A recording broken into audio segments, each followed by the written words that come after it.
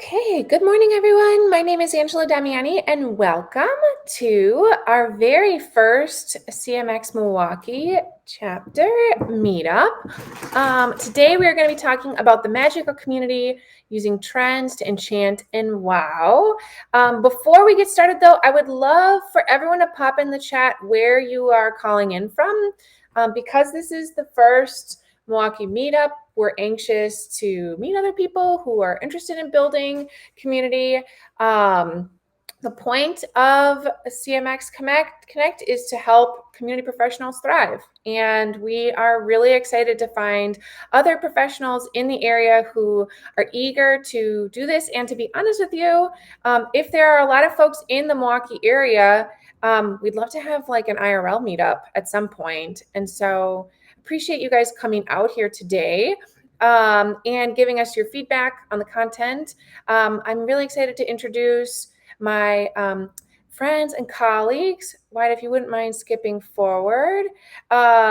We are going to have this very brief and hopefully engaging conversation with Lauren Rock, Wyatt Tinder, and Megan Otto, my esteemed colleagues here at Milwaukee. Without further ado, I'll have you guys sort of introduce yourselves. I did want to note that I opened the Q&A function, and if folks want to pop questions in there, feel free. Otherwise, the chat is also open. Love to hear from you, what you guys are seeing, how you're using these trends day in and day out in your community roles. Team? Awesome. Good morning, everyone. My name is Lauren Rock. I am the Community and Network Development Director at Milwaukee.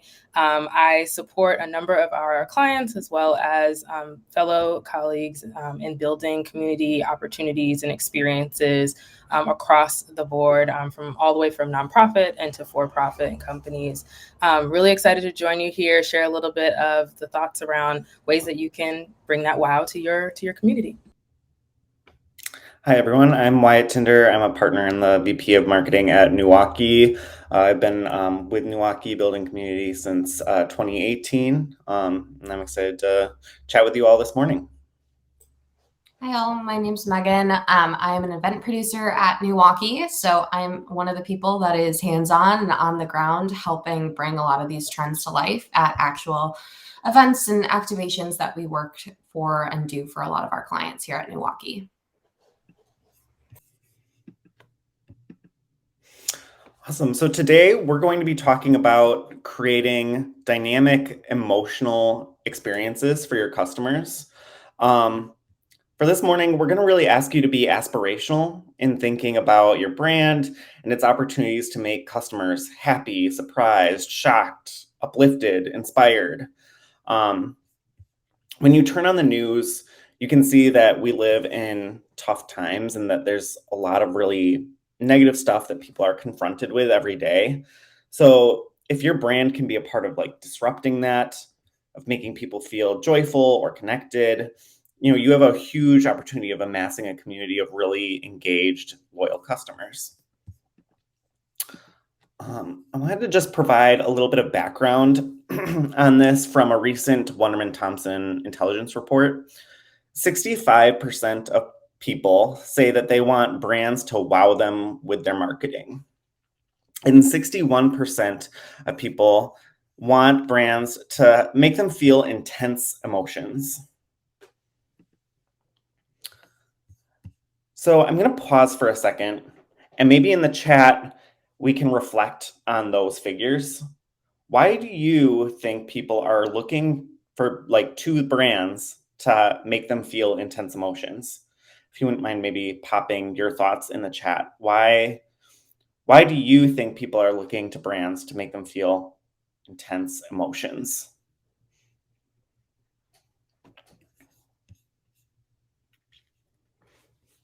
Pause for a moment. Let people think about this for a second.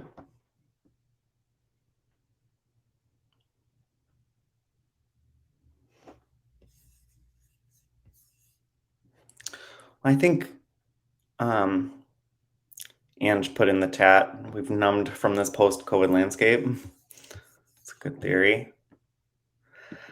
Well, I'll share just some thoughts in this next slide that here are a few reasons we think the figures are what they are. One being that the digital world is really, really noisy. There are so many distractions online. Between TikTok, Instagram, Twitter, news, all of these platforms have so much content that it's easy to get caught doom scrolling. And doom scrolling can be really addictive. If you take our current news cycle with what's happening in Russia and Ukraine, it's really easy to feel overwhelmed about the state of the world. And so many studies are showing that people are more burnt out, more lonely than ever. And because the internet is really noisy, it can be hard for any brand to catch the attention of their audience. I really like what Angie put in the chat. Brands have the ability to fill the gaps. They can bring joy where you are not seeing it in the media. I mean, I think that's a really strong point. Joanna put in the chat, strong positive emotion validates their choice, even if that choice was not quite rationally based. And Ashley put in the chat, we are all just people who want to feel connected. And I think that's all really strong and things that we're seeing as trends. So 65% of people want brands to wow them with their marketing. But according to that same report, only 30% of people surveyed could remember the last time a brand did something that excited them. So there's a disconnect there. Today, we are going to talk through some current trends that can help you enchant and wow your customers and really start to build a community around your brand. And with that, I'm going to pass it over to Megan to discuss our first few trends. Awesome. Thanks, Wyatt. Yeah, so our first trend that we've been noticing is the trend of hyper-personalization. So this trend comes from really thinking about who your target audience is, how you can connect with them, what are the things that they are passionate about, and really finding ways to dig into that. So this is coming from leveraging user data, AI, and all different types of feedback. So that could be surveys, reviews, in-person events where they're getting that in-person feedback as well.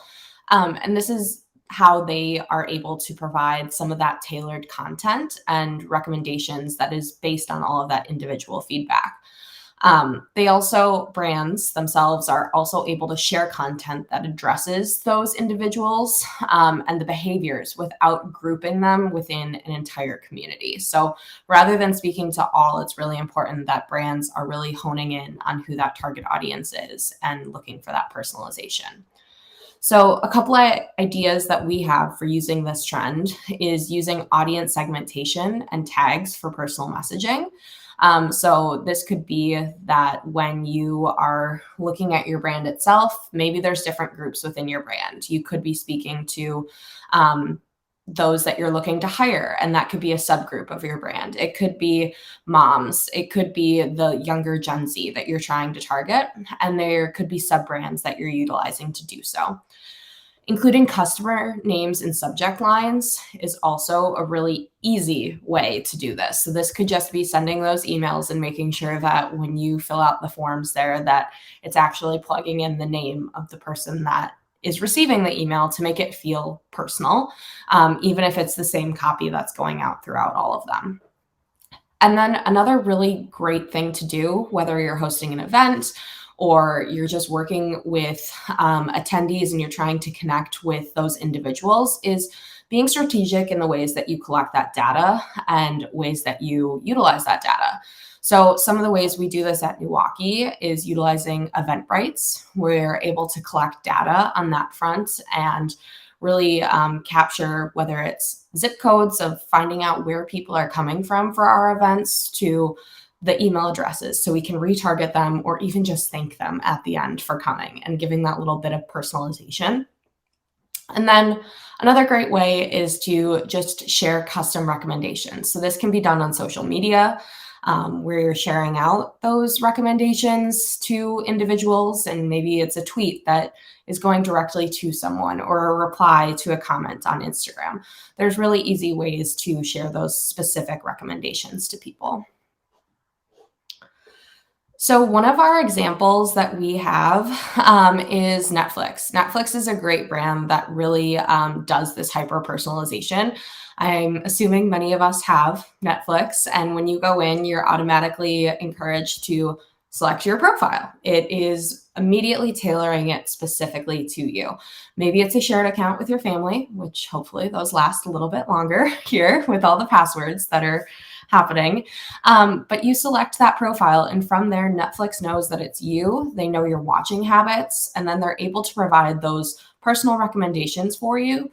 But even within that, if you've ever finished a movie or you finished a series and you're able to rate it at the end of a thumbs up or a thumbs down of did you like this? And they say thank you for that, because then they're able to kind of tailor that a little bit more specifically to you. Another big brand that does this really, really well, again, something most of us are probably familiar with, is the behemoth of Amazon. So they have many different facets of their brand, whether it's Amazon Audible, when you can connect with your books. Maybe it is Amazon Prime Video, where you have your videos here.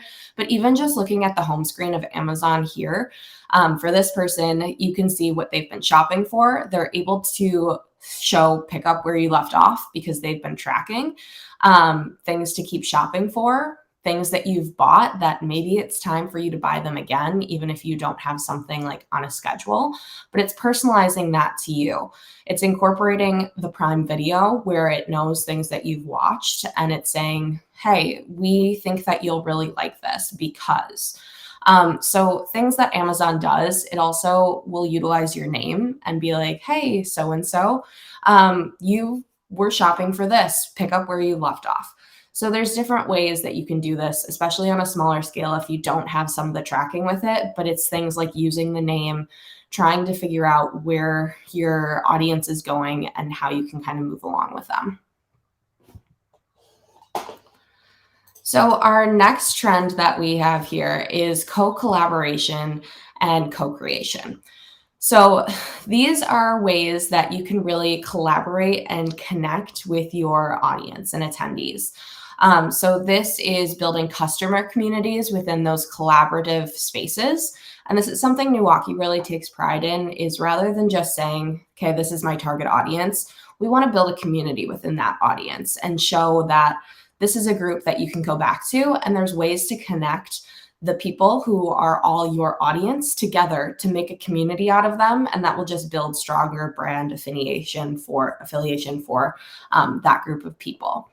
So this is really encouraging people to participate with your brand and find ways that they can co-create with you so that they feel like they're fully embedded and a part of the brand. So this could be everything from product development and feedback collection to being a part of the ideation process. If you're, say, building an event or you're building a campaign and you're asking them what they want to see, to really foster that sense of ownership and strengthen that brand loyalty so they really feel like they're a part. So some ideas for using this trend is allowing customers to share product recommendations, providing multiple ways for two-way communication. So that's being responsive on social media, finding all those platforms where you're able to actually connect with your audiences. A really great way to do that in a simple way is doing like a question box for feedback on Instagram is a great way to really build that interaction, or even just asking a question in the comments. So when you're building out a post and you want to hear what your audience is thinking, just asking a simple question to generate that noise and the communication there. There's also ways to encourage and utilize user-generated content. So that could be asking, say, if you're a clothing company and you want product reviews, ask for a photo and ask and say, hey, if you give us a photo, you'll get a $15 gift card. So it's really building that relationship with them so they see themselves featured, and then they also see you giving back to them. And then one of the simplest ways is just having regular surveys that you can send out. Those can be done via email, or you can find creative ways to do them in social media as well. So a brand that we see that has done this really well is IKEA. So IKEA uses co-creation to actually create better products themselves. They have a whole program called Co-Create IKEA, which is really an open invitation to the world to create a better everyday life for the people together. So they offer individuals the opportunity to open up, to listen and connect with people throughout the product development process, to make sure that they're actually solving the real life needs of people who are real people at home, and can have a say in what their products are. So this could mean meeting you at a store to ask for feedback on a new prototype. They could be starting a conversation on social media, or they could ask for opinions on new product ideas or communication concepts. So you can also share product ideas with them on their website. They have a submission form for that. So they really cover all the bases of what we have kind of seen as some of those trends for collaboration. And one of the products that you can see here, and one of like their ideas that they've had is, they had a project called On the Go, and they wanted to learn more about what commuters need during their day, and especially when it comes to meals. So they picked the brains of actual customers in Sweden, and they learned that their food container should be light, not too bulky, made from sustainable material, because that was something that was really important to them, and then have dividers that can be moved and removed depending on what the needs of that actual meal were. So this is a really great example of this in action. All right. Thanks, Megan. Really great. Yeah. So our next trend that we wanted to elevate is thinking about ambassador engagement. A number of us have been seeing a number of ways that brands have been elevating influencers over the last couple of years. And so lately we've been wanting to just elevate this opportunity to bring loyalty and joy, and really finding new ways to engage active customers as ambassadors, really providing that authentic relationship, and then long-term partnerships, really wanting to elevate those. And so ultimately, we're looking to elevate and activate someone who's a good brand ambassador that has some knowledge and some expertise in your product or your organization, your values, your mission. So some of the ideas that we wanted to elevate for using this trend are ambassadors really being folks who you can build and connect with through cultivating those authentic relationships. Through those, we recommend you creating an ambassador program. Through those programs, you can recognize your customers' loyalty or your donors' loyalty, as well as that commitment to your brand. These programs then harness the power of word of mouth. They help you really boost your credibility, and then generate some positive buzz as well around your brand, because people are going to want to be a part of it. These ambassadors, as a part of this program, will help to create that emotional bond, that connectivity that we were talking about in the chat earlier, as well as making sure that there's some loyalty, some trust that's built, and then ultimately a more delightful customer experience that goes beyond your traditional marketing efforts. The next is really embracing and leveraging the influence of your loyal customers, power users, and alumni. And so these two bullets that we have here allow you to do something different with how you generate feedback, and then also showcase your content. Power users can be engaged, for example, for co-creation purposes. You can also offer VIP experiences with them, help them really see new opportunities within your product line, and get that feedback on what those experiences might be before you go to market or share with others. And then also you can find new ways to personalize that communication. We talked about that with Megan as well, to be able to, again, showcase why they're important to you and to your brand. It's also important to really surprise and delight your customers who fall in this bucket, as a way to show appreciation and to involve them in a lot of your work. And then finally, setting up some customer loyalty in terms of programs really helps to increase repeat purchases, word of mouth referrals, and then overall generating that satisfaction, again, that we're hoping to find. Ultimately, by showing the gratitude through these loyalty programs, you foster positive brand perceptions. You can create some really memorable and delightful customer journeys for folks, which of course is tip top. We want to have those positive reviews and be sharing good things about your experiences. And then again, like Ashley had shared in the chat, we really want that connection to go beyond the transaction. And so that is a great way to leverage these customer loyalty programs. An example that we wanted to highlight as a part of this is Bumble. And they do a great job engaging their beehive and really thinking through how are you making that first move, as well as connecting their ambassadors to do good. So ultimately, making those positive relationships, and then also talking about how you really can create a world free of misogyny where relationships are equitable, healthy, and safe. So they're leveraging their ambassadors to do good, and a number of companies and organizations are doing the same. And so that's just one great example of how you can continue your support and your leveraging of an ambassador through your programming.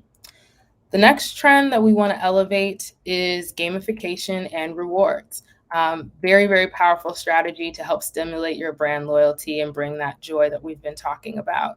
We want you to create experiences within your brand, as well as find ways to celebrate achievements and the journey that they've experienced with you. And so we want to find ways to inspire your customers and make them feel valued. Gamification and rewards are surprise and delighters. And so when people get things like unexpected rewards, finding new ways for you to introduce challenges to them to move them along their customer journey, as well as offering different benefits, this really helps you overall as a brand as well to continue to optimize your approach and engagement.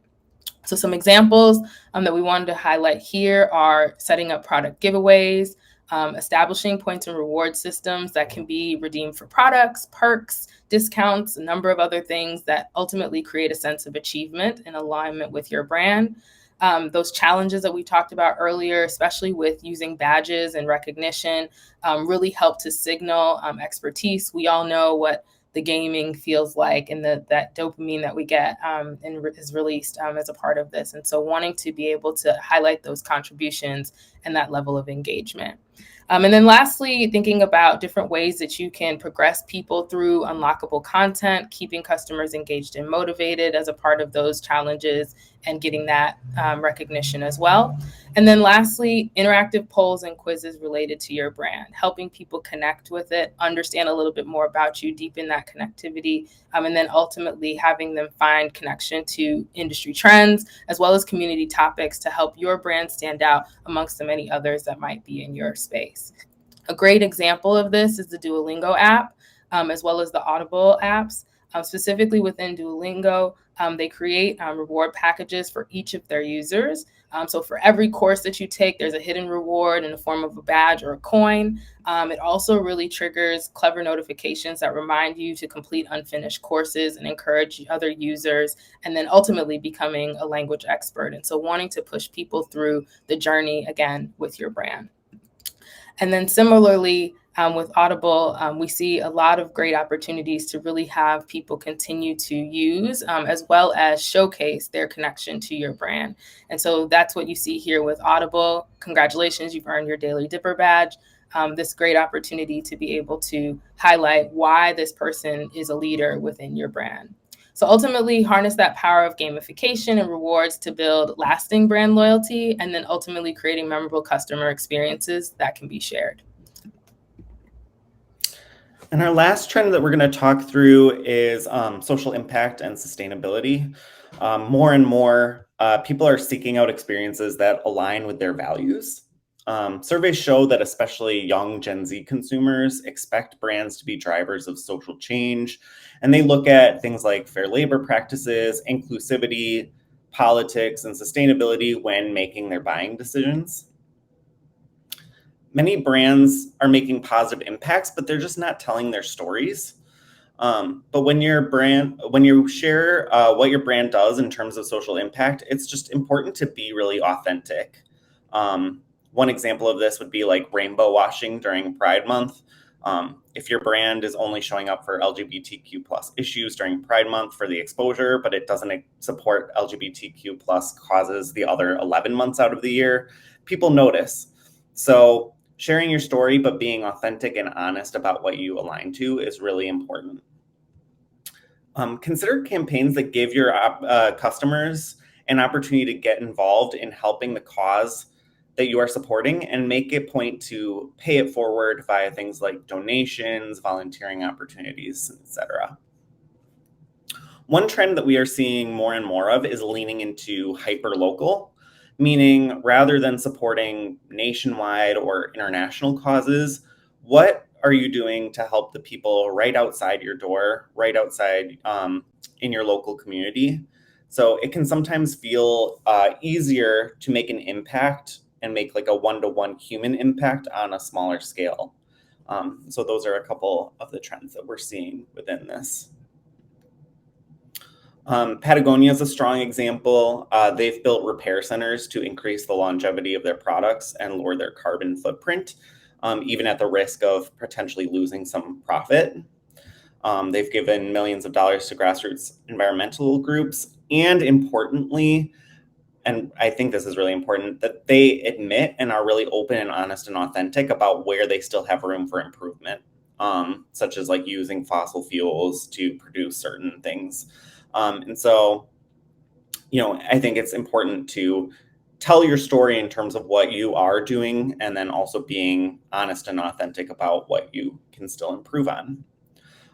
For a more B2B example, Uberflip's CEO had a swear jar behind him during presentations at conferences and encouraged other speakers to add to it every time they use profanity. And donations went to the organization Sick Kids.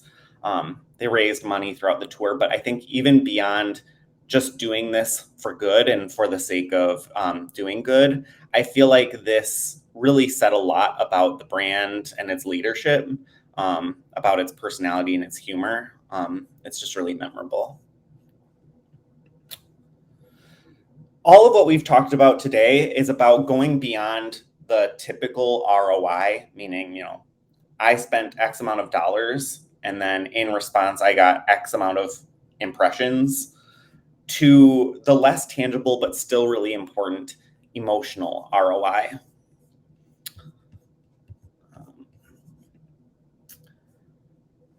Remember, 83% of people actively seek out experiences that make them feel joy. And so this is an enormous opportunity. So we'll leave you with that prompt. What are you doing to awe, surprise, and inspire your customers? If it takes you a while to answer, that's okay. Today's a great day to start planning. And here in this virtual space and within the CMX Milwaukee group, you have a lot of resources and peers that can help you along the way. And I will send it over to Ange to talk a little bit more about CMX Milwaukee. Thank you, guys. I appreciate the inspiration and the food for thought today. I don't see any questions in the Q&A, but if anybody has any comments or things they want to leave in the chat, please do. We're intentionally making these virtual meetups super short, knowing that we're busy and we're packing this in between other virtual meetings throughout your day. But like I said, this is the very first of the CMX Connect Milwaukee chapter meetups. We would love to do more of these. I'd love to hear from you about other topics you want to hear about, things that you think are relevant, things that you're doing that you feel like others need to know about. It doesn't always have to be me and the Milwaukee team who are leading this. We'd love to actually have others in the community help us deliver the content as well. And then, like I said, for those that are local here in southeastern Wisconsin, let's plan something while the summer is nice and the weather is warm to actually meet one another in real life. Thank you guys so much for your time. Appreciate you guys coming out. Appreciate our speakers. Thank you guys so much for sharing your insightful information. Take care. Thank you, everyone.